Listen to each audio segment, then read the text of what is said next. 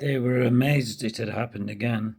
Anna was disappointed that she hadn't been there. "Did she scream?" said Lucy. "No," he replied, but she was very angry. "I feel quite sorry for her," said Anne. Me too," said Lucy. "I don't think she means any harm. She's just in pain." "I'd hate to be heartbroken like that," said Anne. "Yes, I feel so sorry for her," said Lucy. "Well, I do too," said James, "but she scared the hell out of me." They laughed. "Should we tell anyone?" Lucy said. "Oh no," Anne replied. "It's better to keep this to ourselves." They went for lunch away from the other pupils.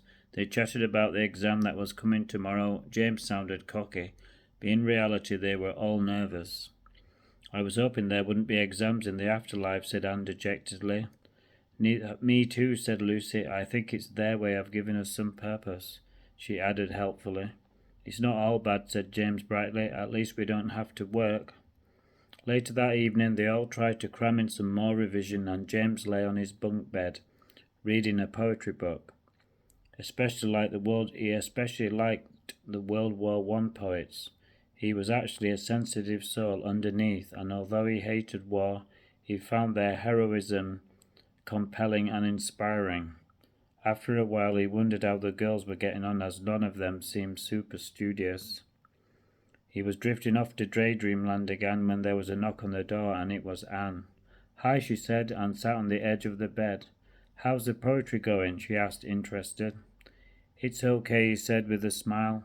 She was dressed in a white tracksuit and looked hot. "I'm looking forward to the exam," she said, "just to get it over with." "Me too." She sat closer to him and glanced at the book as he gently turned the pages. To his surprise, she leaned closer and kissed him. He was shocked, but found himself kissing her back. It was a lovely soft kiss, and it lasted 5 minutes, and then they lay on the bed and cuddled. "Well," said James, "this has definitely perked me up for tomorrow." "Me too," said Anne. He stroked her long black hair and felt a lovely warm glow inside. They kissed again and then spoke. "We'll have to tell Lucy. I hope she doesn't mind." They carried on chatting and kissing till it got late, and then they kissed good night. The next day they sat in the exam room looking unusually happy. Lucy came in wearing a frown and sat behind James. James and Anne exchanged furtive glances as the paper was put before them.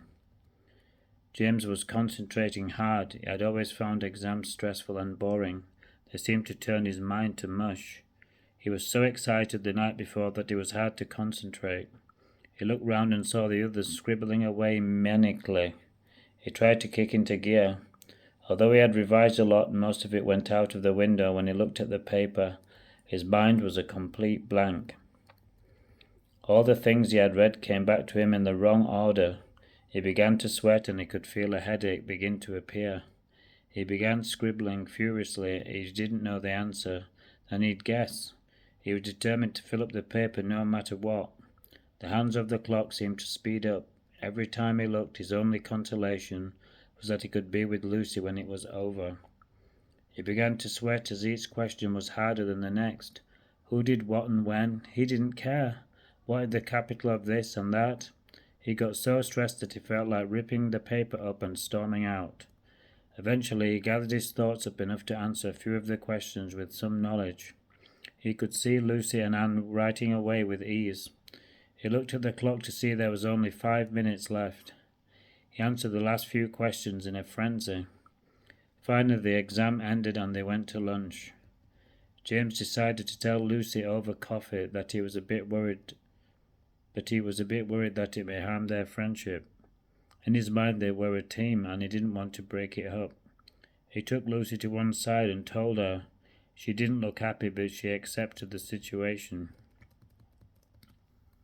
"Hope you're not too upset," he said. "Oh, it's okay," she said. "I thought you'd get together anyway," she replied with a laugh. "You're not that attractive." James shrugged and they sat back. Anna was looking pleased and relieved. "How did the exam go?" he said. "Great," said Anna. "I remembered nearly everything." "Me too," said Lucy. James groaned inside. He was resigned to not doing well. He was just the same on Earth. The only things he had enthusiasm for was sport or strumming the guitar. Hope you liked this chapter. Please sub me if you liked it.